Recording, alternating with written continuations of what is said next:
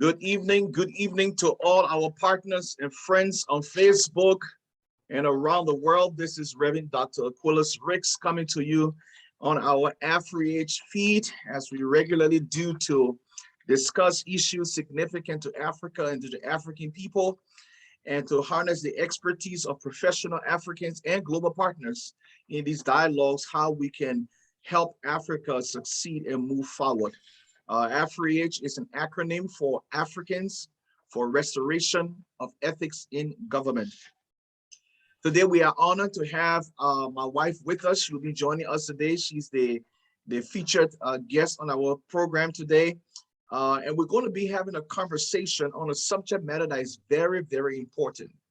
And it is called making yourself employable. Making yourself employable. You know, Vecia, just a little bio for her is that, you know, she have worked for over 25 years in the market research industry here in Chicago. She worked as a project manager for 10 years and also as human resource manager for 15 years in a company called Blackstone Group, a market research firm. She is currently Director of Employment at the Moody Bible Institute here in Chicago. Vecia, welcome to AfriH. Thank you for having me. Glad to be here. You know, one of the common thread that we've had from other interviewees before you, Vecia, is that they've emphasized that when it comes to helping Africa succeed and move forward, that the era of education and employment is those are two significant eras that have been highlighted by past interviewees to be able to bring people out of poverty into self-sufficiency and essentially build wealth. I want us to dive into our conversation today when we're talking about making oneself employable. Based on your expertise in human resources, okay, and now as Director of Employment, what does it mean to make oneself employable? I mean, is it just about going to school and getting a degree, or are there other factors that must align to make an individual employable? Well, certainly a degree does have a big impact on your employability, but I think it's a mindset that you have to make yourself employable, meaning that either you have a degree in a set field of study or you have experience that is aligned with a certain area or industry. Those two things you must have. Either you have the degree or you have the experience. If you have neither, you don't have the direct related experience and you don't have a specific degree in that area, potentially you may have some experience, be it volunteer experience or life experience or some other type of work experience that could be transferable, meaning leadership. If you had to supervise people for a paper route, or maybe you had to supervise people in the church, you were over a committee, those skills are transferable, but you have to be able to communicate that on your resume and showcase those skills that might not be normally thought of. Interesting. You know, you mentioned the word communicate. I want to kind of highlight that. You know, when you think about someone making themselves employable, let's talk about the era of communications, of communication skills. How important is it to be able to effectively, you know, represent yourself before potential employers, you know, when it comes to communication, to speak, you know, in interviews and articulate. I mean, elaborate a little bit about the era of articulation and communication when it comes to selling yourself to employers to make yourself employable. Yeah, that's a very key characteristics that most employers are looking for. They're looking for good communication skills, and communication entails both speaking ability but also your written communication. Some people are not aware of it, but your resume, your cover letter, that communicates a lot. If we should find things that are inaccurate, meaning the state is misspelled, or there are other common words that are misspelled, or things that are not done properly in terms of grammar, and then that is a red flag that, wow, this person potentially doesn't have the level of attention to detail that is required.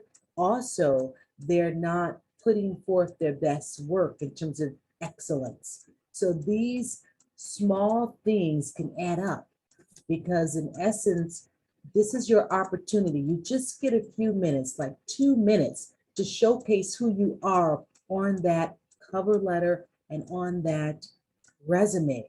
But if you don't grab the attention of the recruiter, meaning with power verbs or succinct sentences, meaning not run-on sentences, but short sentences to accurately describe what you did or what experience you have, how many people did you manage, what was the volume of money that you managed, what kind of projects did you do. All of these details help them to see who you are. And then during the interview, they're looking for you to be able to quickly respond to the question. If they ask you for an example, that's what they want, an example of you doing something specifically. If you don't have an example, then share that I don't have an example. However, typically, this is what I would do. You've got to be able to think fast on your feet. That if you're unable to answer their questions, if you're unable to look them in the eye, if you're unable to convey confidence as you're speaking, all of those factors people look at in order to make a decision. Do we want to move forward with this candidate or not? Wow, that's it's amazing. You mentioned something that you said 2 minutes. So just by a human resource manager or a recruiter looking at a resume, it just takes 2 minutes to determine whether that person is, whether there's an interest in bringing them for an interview or there's no interest in bringing them for an interview. So it just takes 2 minutes, as you said. So which means that if someone wants to make themselves employable, that means being able to really go over that resume, or if you have an opportunity to come before the, for the interview, just present your best foot forward, that the employer will see that you have the skills or you have the experience or the expertise that they need to fill that particular position. Elaborate a bit now on concerning on the physical appearance, because sometimes people go for interviews, and if you may have the resume, you may have everything well written, but that physical appearance before an employer or a human resource manager is key to the decision-making process. So, I mean, what do you have to say about dress code, or, I mean, just the overall, a physical appearance before an interviewer? Well, just as we are in this forum right now, a virtual interview via this platform known as Zoom, this is critical, because if you can't meet in person, then this is the next best alternative. Or some people may rely on doing a telephone screening. So they're listening to your voice, they're listening to ambiance that you have going on. So it's critical that you don't have a radio on, you don't have the television on, or you tell those that might be within the home, please be quiet because I'm on an interview. All of this communicates about who you are, and it could be negative depending on what is said or what they hear in the background. The other piece is you have to project the role. If it's a professional role, then you should be dressed accordingly. You may not need to wear an actual suit and tie, but you could have on a sports coat and then just a collared shirt. Or maybe you just have a nice polo shirt buttoned up.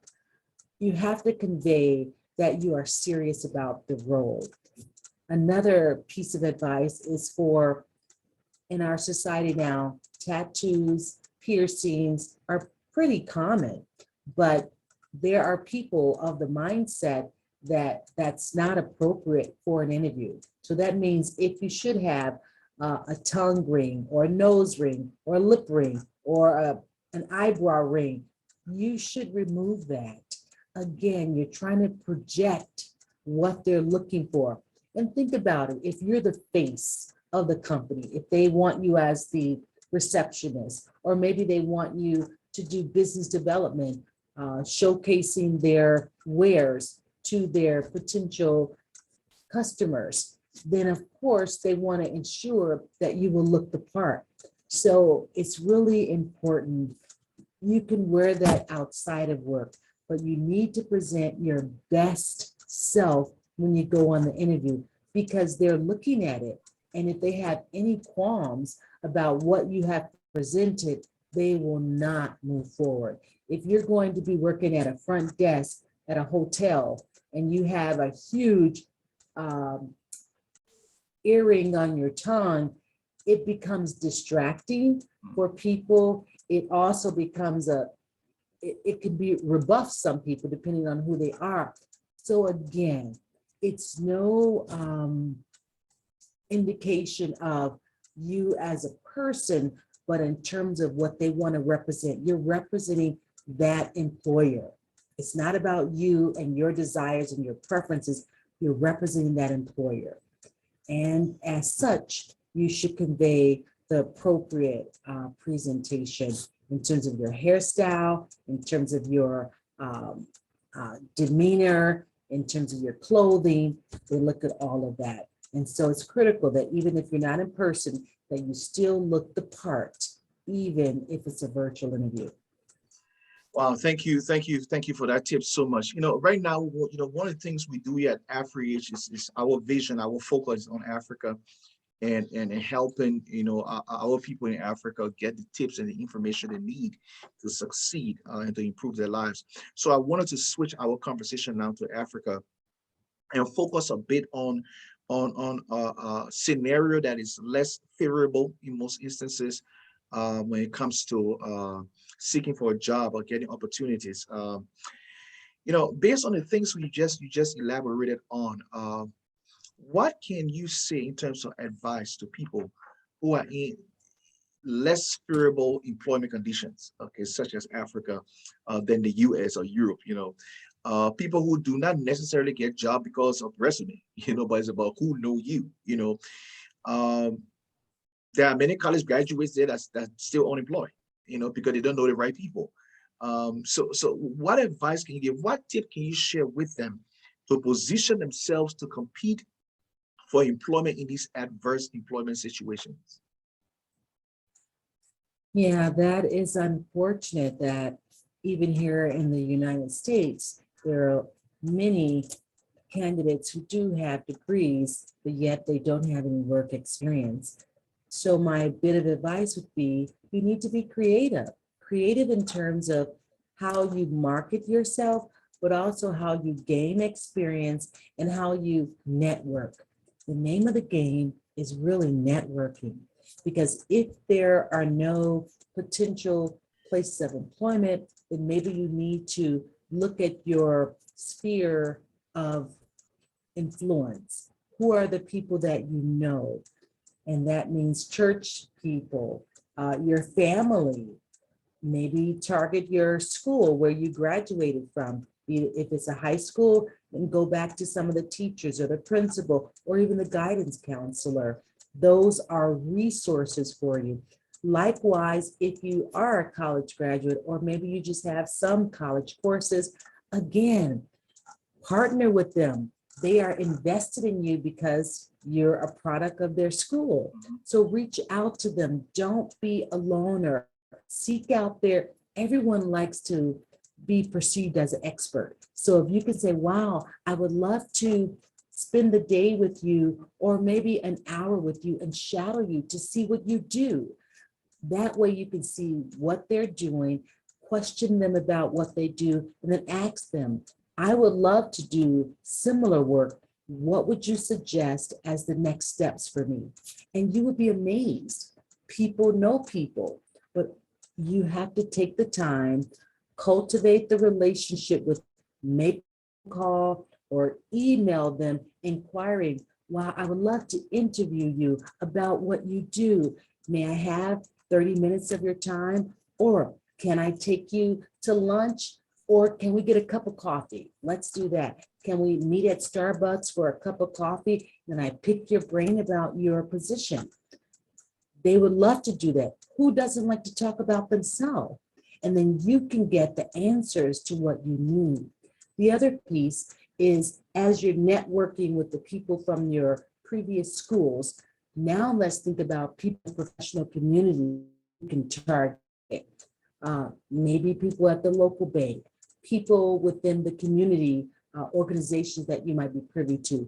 Again, the church, or if there is a nonprofit or NGO agency that you would like to volunteer for, you need to start cultivating a relationship with them, seeing what their needs are, and then sharing what your skill set is. And then hopefully that could broker maybe an opportunity either for you to volunteer, or they'll remember you because you're sharing your resume and your skills, that when someone does come with them, they say, oh, I met a young lady last week who would like to do receptionist work.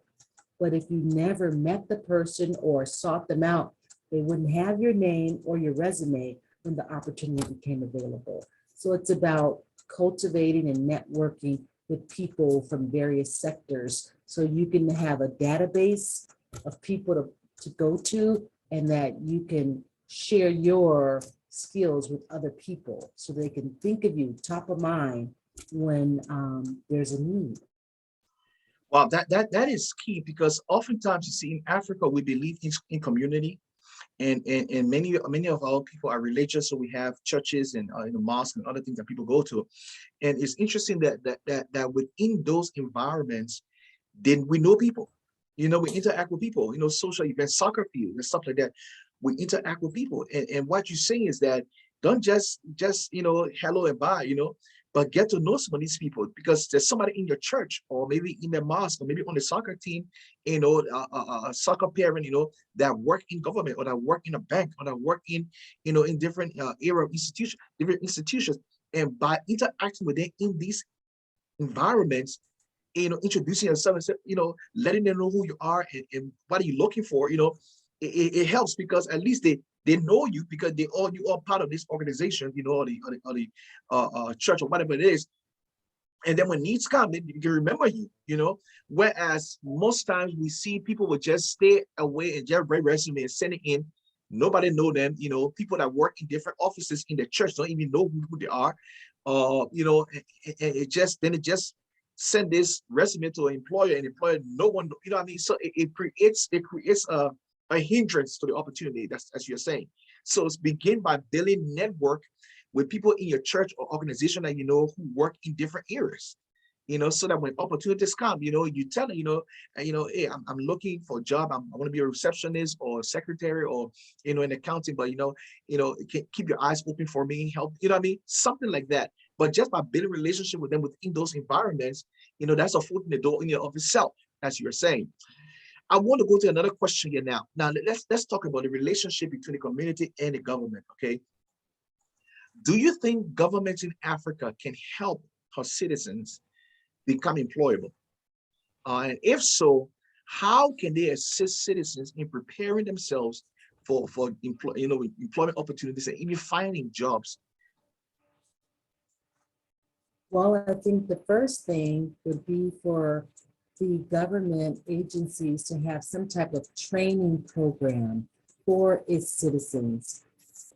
That would be the first start, because we see that there are some people that are educated, means they had the high school diploma, others have gone to college, but then there are others who may have been have those degrees or diplomas, but maybe they lack the current skill set for the workforce. Everything is technology driven right now.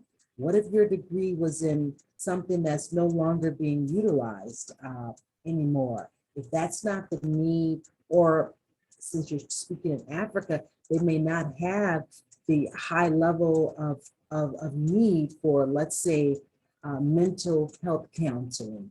That's big here in the United States. So if you have that degree, there may be opportunities for you to use it here in America.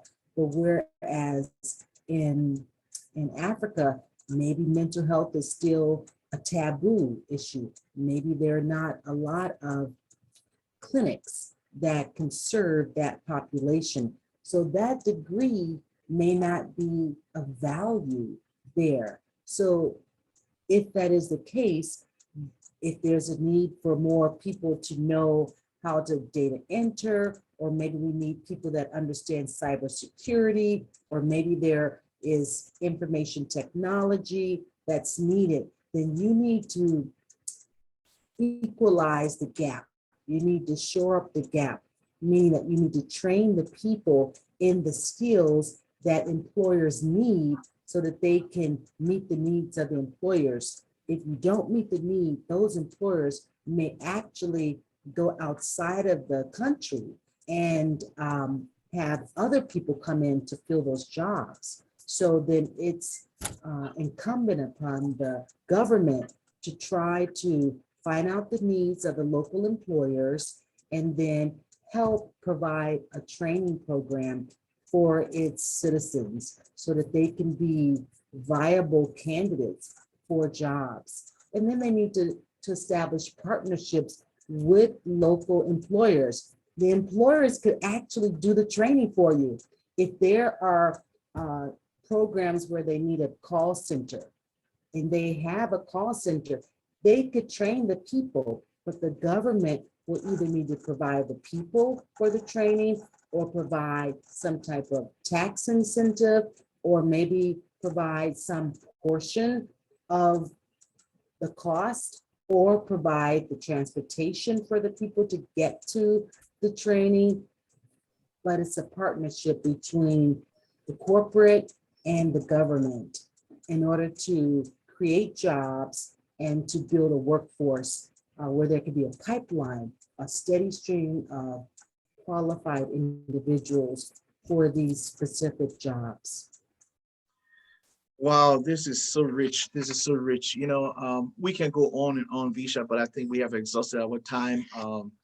And I just want to say this. I want to thank you so much for the wealth of knowledge and experience you have in the era of human resources, in the era of employment, and the tips you just shared with us that we can make available to our friends, our partners out there, and our colleagues in Africa.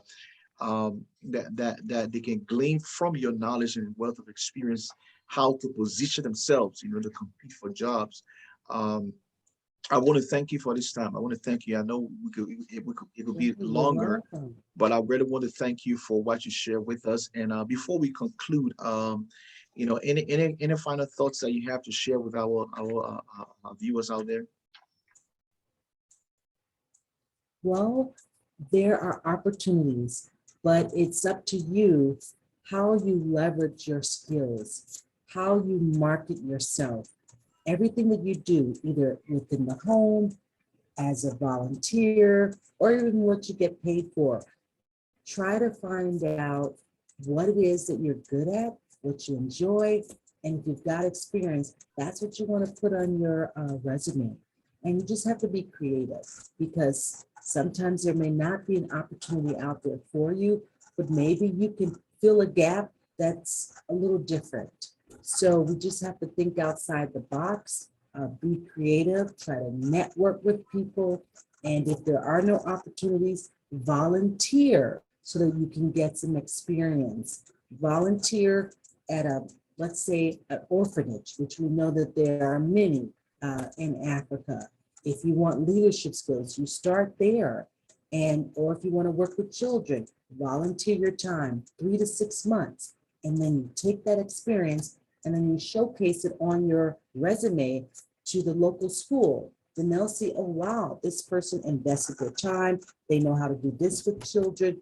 That can open a door potentially for you to be a teacher's aide or do something for the food within the school.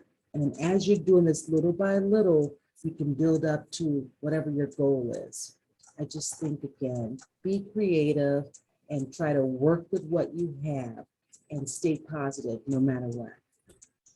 Thank you again, Vecia, for being with us. Again, this is Vecia Ricks sharing with us her experience and trying to help us get some tips how we can make ourselves employable. We want to just thank you all again for watching this.